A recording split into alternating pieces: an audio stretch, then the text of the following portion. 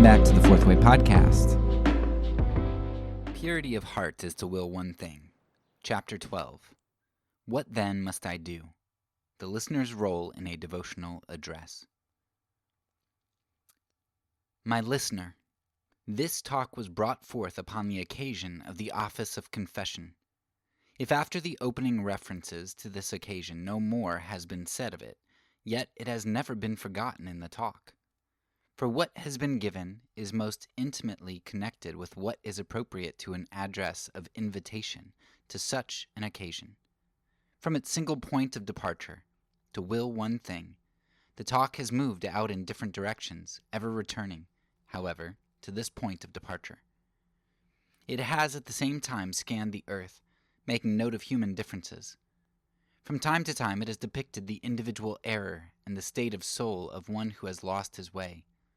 This has been done on a magnified scale, so that man may the better become aware of, and look out for, what in the trivial circumstances of daily life so rarely appears unmixed that it is much harder to detect than are these instances that are writ large.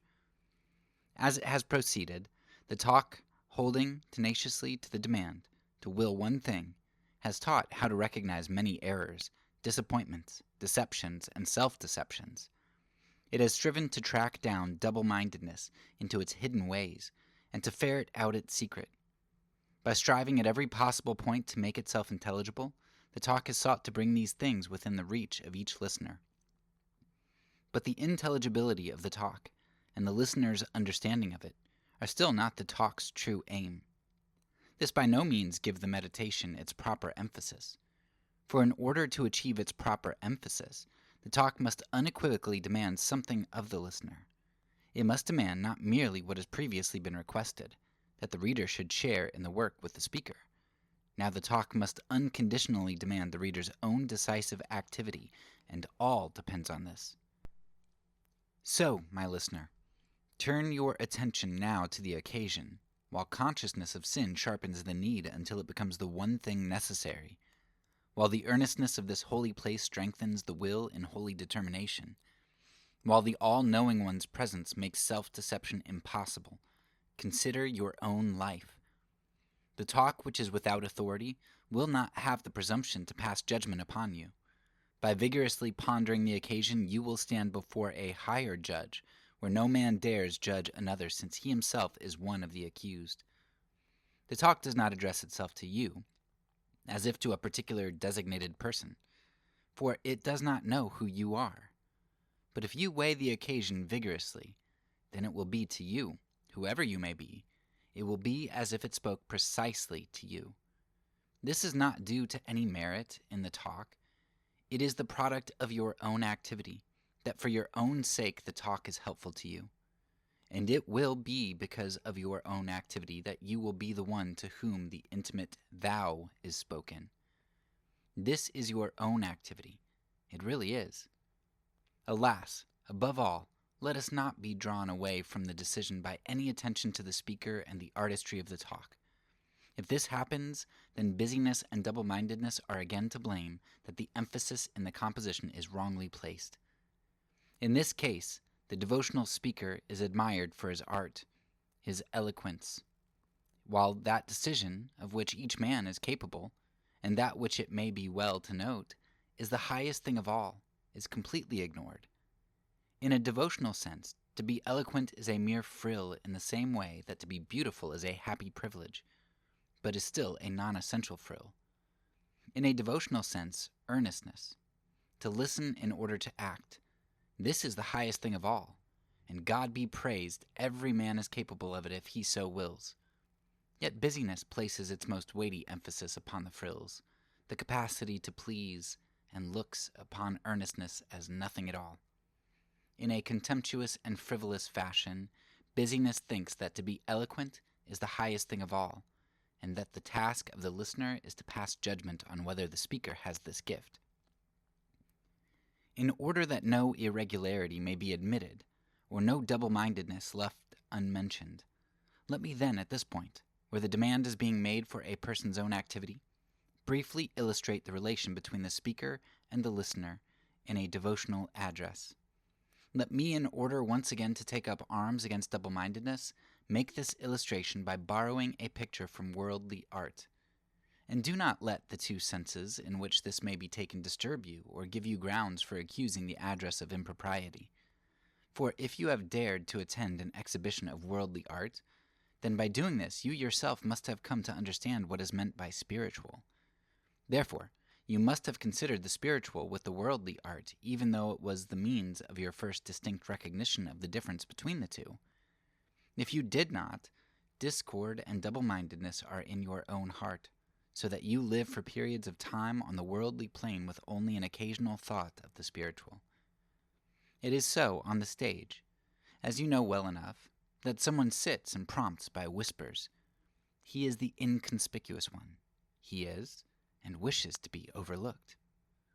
But then there's another. He strides out prominently. He draws every eye to himself. And for that reason, he has been given his name. That is, actor. He impersonates a distinct individual. In the skillful sense of this illusory art, each word becomes true when embodied in him, true through him, and yet he is told what he shall say by the hidden one that sits and whispers. No one is so foolish as to regard the prompter as more important than the actor. Now forget this light talk about art. Alas, in regard to things spiritual, the foolishness of many is this, that they, in the secular sense, look upon the speaker as an actor, and the listeners as theater-goers who are to pass judgment upon this artist. But the speaker is not the actor, not in the remotest sense. No, the speaker is the prompter. There are no mere theater-goers present, for each listener will be looking into his own heart. The stage is eternity, and the listener, if he is the true listener, and if he is not, he is at fault, stands before God during the talk. The prompter whispers to the actor what he is to say, but the actor's repetition of it is the main concern, is the solemn charm of the art. The speaker whispers the word to the listeners, but the main concern is earnestness, that the listeners, by themselves, with themselves, and to themselves, in the silence before God, may speak with the help of this address. The address is not given for the speaker's sake, in order that men may praise or blame him. The listener's repetition of it is what is aimed at. If the speaker has the responsibility for what he whispers, then the listener has an equally great responsibility not to fall short in his task. In the theater, the play is staged before an audience who are called theater-goers. But at the devotional address, God himself is present. In the most earnest sense, God is the critical theater-goer, who looks on to see how the lines are spoken and how they are listened to. Hence here the customary audience is wanting. The speaker is then the prompter, and the listener stands openly before God.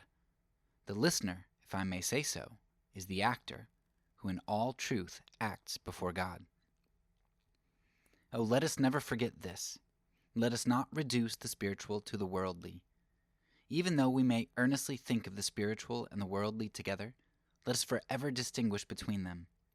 As soon as the spiritual is looked upon in worldly fashion, an observation for which one has the same foolishness to thank as that which would look upon the prompter in a play as more important than the actor, then the speaker becomes an actor, and the listeners become critical theater-goers. In the same way, from the secular point of view, the devotional address is simply held for a group of attenders, and God is no more present than he is in the theater. God's presence is the decisive thing that changes all. As soon as God is present, each man in the presence of God has the task of paying attention to himself. The speaker must see that during the address he pays attention to himself, to what he says. The listener, that during the address he pays attention to himself, to how he listens, and whether during the address he, in his inner self, secretly talks with God.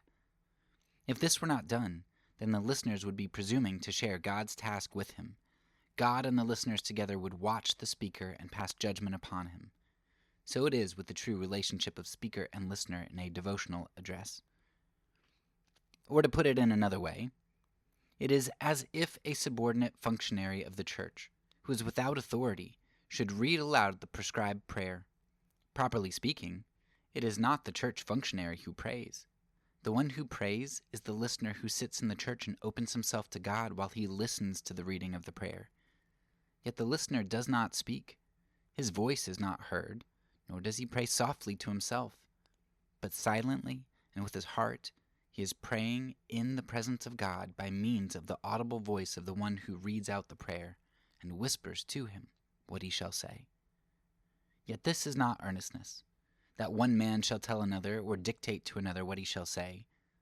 But this is earnestness, that the other man now should tell it to God, speaking for himself. Now we have come to a clear understanding about this. The demand will only be repeated in order that the speaker may focus his mind actively upon the occasion of the address. The talk asks you then, or you ask yourself by means of the talk, what kind of life do you live? Do you will only one thing? And what is this one thing? The talk does not expect that you will name off any goal that only pretends to be one thing, for it does not intend to address itself to anyone with whom it would not be able to deal seriously, for the reason that such a man has cut himself off from any earnest consideration of the occasion of the address. There is still another reason. A man can, to be sure, have an extremely different, yes, have a precisely opposite opinion from ours, and one can nevertheless deal earnestly with him if one assumes that finally there may be a point of agreement, a unity in some universal human sense, call it what you will. But if he is mad, then one cannot deal with him, for he shies away from just the final point, in which one at last may hope to find agreement with him. One can dispute with a man, dispute to the furthest limit, as long as one assumes that in the end there is a point in common, an agreement in some universal human sense, in self-respect. But when, in his worldly strivings, he sets out like a madman in a desperate attempt to despise himself, and in the face of this is brazen about it and lauds himself for his infamy, then one can undertake no disputing with him, for like a madman, and even more terribly, he shies away from this final thing, self-respect, in which one might at last hope to find agreement with him. The talk assumes, then, that you will the good, and asks you now what kind of life you live, whether or not you truthfully will only one thing. It does not ask inquisitively about your calling in life, about the number of workers you employ, or about how many you have under you in your office, or if you happen to be in the service of the state. No, the talk is not inquisitive. It asks you above all else, it asks you first and foremost, whether you really live in such a way that you are capable of answering that question, in such a way that the question truthfully exists for you. Because, in order to be able earnestly to answer that serious question, a man must already have made a choice in life. He must have chosen the invisible, chosen that which is within. He must have lived so that he has hours and times in which he collects his mind, so that his life can win the transparency that is a condition for being able to put the question to himself, and for being able to answer it. If, of course, it is legitimate to demand that a man shall know whereof he speaks. To put such a question to the man that is so busy in his earthly work, and outside of this in joining the crowd in its noise-making, would be folly that would lead only to fresh folly through the answer. So this is the chapter where Kierkegaard ties his preface, the beautiful preface, which I absolutely love. He ties it back in here and kind of completes the analogy. Basically saying, if you remember the woman who created the tapestry to kind of, for the church to help bring people into worship, and Kierkegaard talks about how she puts her all into it, but that, if she makes some minor mistake, due to ability or just, an error somehow, and somebody sees that mistake and focuses on the mistake instead of thinking about what that higher thing that it's calling the worshiper to, he said, then that fault is on the worshiper, and so the point isn't the tapestry that the woman makes, even though she's making it to help people enter the presence of God. The point's not the tapestry, the point's what that tapestry connects you to. And it would be easy for people with wrong attitudes or perspectives to completely miss the point, right? and focus on the wrong thing.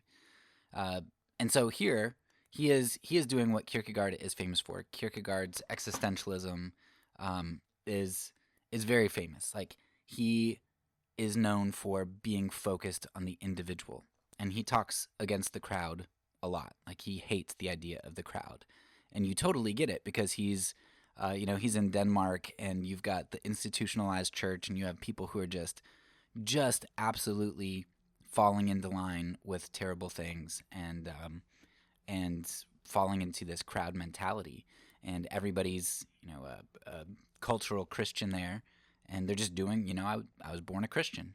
This is just I was baptized into the church. I'm a Christian, and so Kierkegaard hates that. Like he says, no, individuals have to make choices for themselves. And a lot of people today, it seems like, take Kierkegaard too far, and there's this like utter focus on individualism, and uh, Bernard Eller has a really good work on this about Kierkegaard and discipleship, and he shows how Kierkegaard is very individual focused in terms of personal decision, but then he's very communal, or recognizes the importance of connection to a body in regard to like discipleship and stuff. And so I think Eller makes a great case.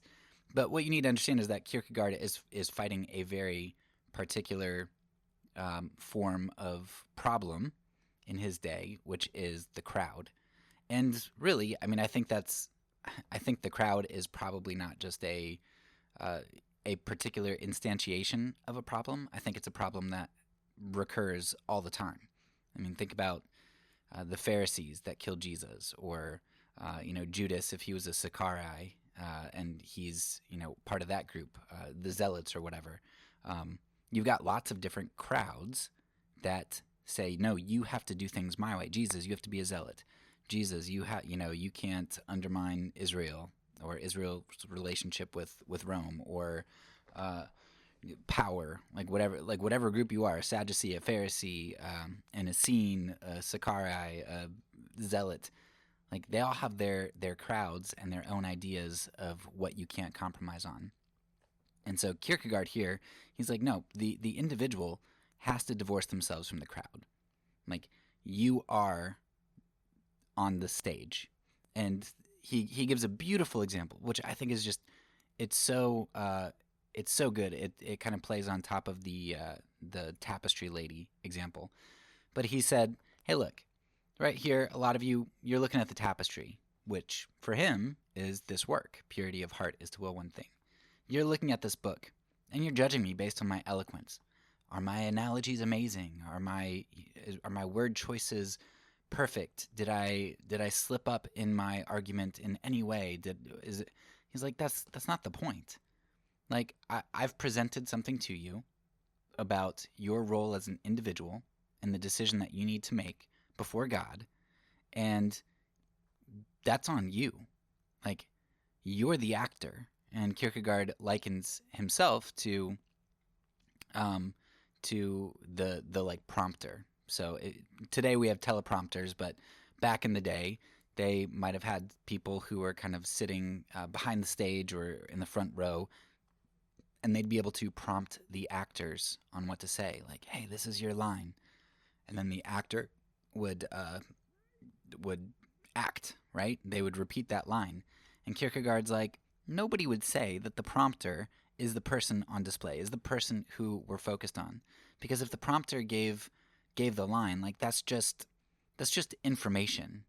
But it's on the actor to present that information lived out on the stage, right?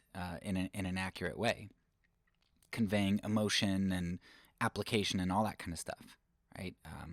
Because if the line is, I can't even think of a line right now, but if the line is like, "How dare you," and he's supposed to like swing his sword at somebody, right? The prompter just gives the verbal line, but that doesn't convey anything. That doesn't convey really all that much about the situation. It's on the actor to do that. And so Kierkegaard says, "Hey, I'm the prompter, right? I'm not the person who is on trial here. I'm not the person who's on display here. It's like I'm the prompter. You're the actor. Responsibility is on you, the individual, to to act on these words that I'm telling you. And you can discern those words, and you can figure out how you apply those words. But like, you stand on the stage before God. God is the audience. He's the critic. He's going to be the one who judges you. And so Kierkegaard, I wouldn't say he like washes his hands of it, but he's like, this is important, guys, right? I've done my part. Now your job is to not find that strand of thread that is off, and like and take your focus on the strand instead of on the worship. Your job is to take what I've given you and apply it. And so I think it's a beautiful analogy, and it's a sobering thing, right? Because to look at Kierkegaard's works and to try to judge him for saying things in just the right way is completely missing the point. And it's shifting responsibility from the individual to the prompter, to somebody else, when these are supposed to be mediums through which we are brought closer to God. So there's really a whole lot there we could get into, individualism, the crowd, existentialism, all kinds of things. But it was a pretty short chapter and a pretty straightforward one, and we've got just a couple more to go. That's all for now. So peace, and because I'm a pacifist, when I say it, I mean it.